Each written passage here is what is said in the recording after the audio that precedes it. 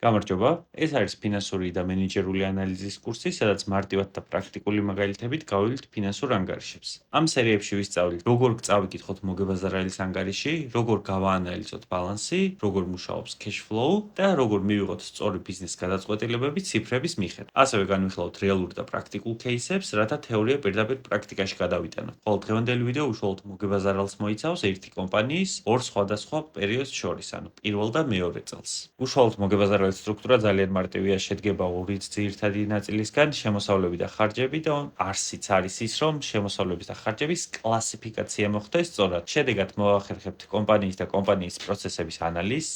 ეხლა გადავიდეთ მოგებაზრალის სტრუქტურაზე. კი აქვს სტრუქტურა, რომელიც უნდა იყოს დაცული, თუმცა ამ სტრუქტურას არავითარ შემთხვევაში არ ვიზეპირებთ, ან ვიმახსოვრებთ, მაგრამ დაზეპირება არ ჭირდება ამას, რადგან განხილვის და გაანალიზების შემდეგ ავტომატურად თქვენითაც ესე ამ თანმიმდევრობით აწყობ. პირველი კომპონენტი გვაქვს შემოსავალი, უბრალოდ რამდენი შემოსავალი მიიღო კომპანიამ ნებისმიერი ხარჯების ყველაფრის გარეშე, უბრალოდ სუფთად შემოსავალი. შემდეგ მოდის ცვლადი ხარჯები, არის ცვლადი ხარჯები და ფიქსირებული ხარჯები. ცვლადი ხარჯების ამოცნობა შეგვიძლია, ესე ვთქვათ, როდესაც წარმოებას ვიწყებთ, აი, მაგალითად, სერვისის გასაწევად, პროდუქტის შესაქმნელად, მაგ შემთხვევაში ცვლადი ხარჯები იზრდება. კერდა წარმოიქმნება. მაგალითად, გვინდა რაღაც ნივთის შექმნა. ადამიანს, რომელსაც გადაუხდით, რომ ეს პროდუქტი შეგვიქმნას, რომელსაც შემდეგ გავყიდით, ეს იქნება ცვლადი ხარჯი და შემდეგ მოდის მთლიანი მოგება. და ეს სტრუქტურაზე, რასაც ვამბობდით ზუსტად, შემოსავლებს მინუს ცვლადი ხარჯები 1000 მინუს 700 არის 300, რაც არის მთლიანი მოგება გამოდის. ამიტომ, როდესაც შემოსავლებს პირველად დავსვამთ, ხარჯებს მეორედ და მთლიან მოგებას მესამედ, ლოგიკურად გამოვა, რომ პირველს მინუს მეორე უდრის მესამეს და კომფორტულადაც არის დათვლა. თუმცა ეს უნდა გავაკეთოთ ფორმულის მეშვეობით. არ უნდა ჩავწეროთ ხელით, რაც უნდა გამოითვალოს Excel-ში. გავხსნათ, დავაჭიროთ ტოლობის ნიშანს, პირველს 1000 გამოვაკლოთ 700 და მივიღებთ 300. როდესაც 1000-ან 700-ან ნებისმიერ სხვა ციფრს შევცვლით, რაც ფორმულასთანაა დაკავშირებული, ესეც შეიცვლება, ამიტომ სასურველია ფორმულით უნდა გაკეთოთ. შემდეგ მოდის ფიქსირებული ხარჯი. მუდმივი ხარჯები არის მაგალითად ისეთი ხარჯები, რომელიც არ იცვლება, არის წარმოება თუ არა, მაგის მიუხედავად მაინც იგივე რაოდენობას ვიხდით. შემდეგ მოდის საოპერაციო მოგება. საოპერაციო მოგებაც ისევ ფორმულად გამოითვლება, რადგან მთლიან მოგებას გამოვაკლოთ ფიქსირებული ხარჯები. 300 მინუს 100 უდრის 200. ფორმულის მიხედვით ვაკეთებთ ისევ, რადგან გამოთვლა.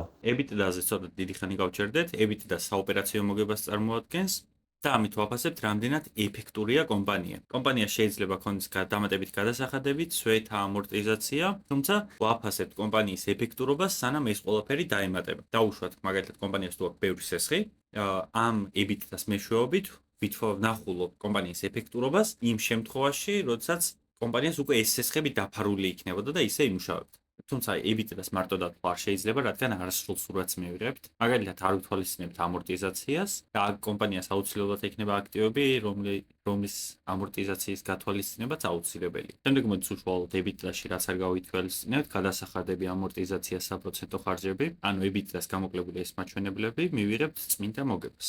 წმინდა მოგება ყველაზე გავრცელებული მარტივი მაჩვენებელია, რაც მეტია წმინდა მოგება, მით უკეთესი. თუმცა რაშია საქმე? წმინდა მოგების მეშვეობით მხოლოდ კომპანიის ეფექტურობა რო შევაფასოთ, იქნება ძალიან არასწორი. რადგან წმინდა მოგება შეიძლება იზრდებოდეს კომპანიაში, თუმცა ეს არ იყოს იმის მაჩვენებელი, რომ ყველაფერი კარგად მიდის. მაგალითად, რენტაბელურობა. რენტაბელურობა ვხედავთ, რომ 1000 ლარიდან, რაც შემოსავალი მიიღო, დარჩა კომპანიას 180. ანუ 82% დაიხარჯა კომპანიაში 18%-ის მისაღები. მე და მეორე წელს შევადაროთ და ვნახოთ, რა საჭირო არის ამ ყველაფრის გაანალიზება სხვა კომპონენტების. მაგალითად, ვხედავთ, რომ მეორე წელს შემოსავალი არის 1500 ლარი. ცვლადი ხარჯები ლოგიკურად გაიზარდა 700-დან 950-მდე, რადგან 1500 ლარის გამოსამუშავებლად მეტი ცვლადი ხარჯი იყო საჭირო, მეტი ფიქსირებული ხარჯი იყო ასევე. საოპერაციო მოგებაც გაზრდილია წინა წელთან შედარებით. ასევე გადასახადები, ამორტიზაცია, საპროცენტო ხარჯებიც გაიზარდა, თუმცა ასევე ლოგიკურია, რადგან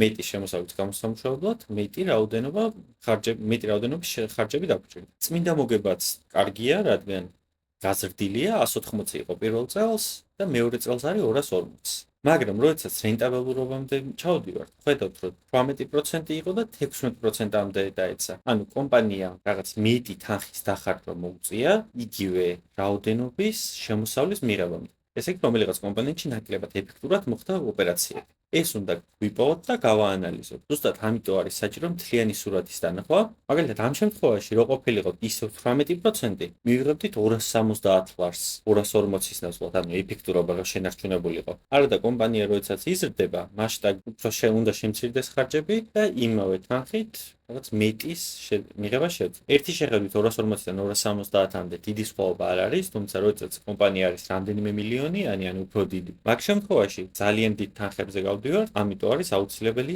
ანალიზი, ვიპოვოთ მიზეზი და ადგილები, სადაც შეგვიძლია პირიქით უფრო გავაუმჯობესოთ. ზუსტად ამ მაგალითს უფრო ცლად განვიხილავთ ერთ-ერთ შემდეგ ვიდეოში. ჯერ იქნება რამდენიმე ვიდეო, რომელიც მოიცავს კომპონენტების მაგალითად ცვლადი ხარჯების, ფიქსირებული ხარჯების და ერთი შეხედვით მარტივი ელემენტების ნიუანსების განხილვას და რაც უნდა ვიცოდეთ მათ შესახებ. შემდეგ კი მოვიყვანთ Excel-ში პრაქტიკულ მაგალითს, რომელშიც ასევე ვნახოთ როგორ უნდა ავაწყოთ ფორმულებით და გამოვითვალოთ და ვიპოვოთ მიზეზი, რატომ მივიღეთ ეს სხვაობები. თუ რაიმე კითხვები გაქვთ, აუცილებლად კომენტარებში დაწერეთ და გიპასუხებთ. ვიდეოები უფრო მალე რომ გამოვიდეს, გამოიწერეთ არხი, დაალაიქეთ და დატოვეთ კომენტარი.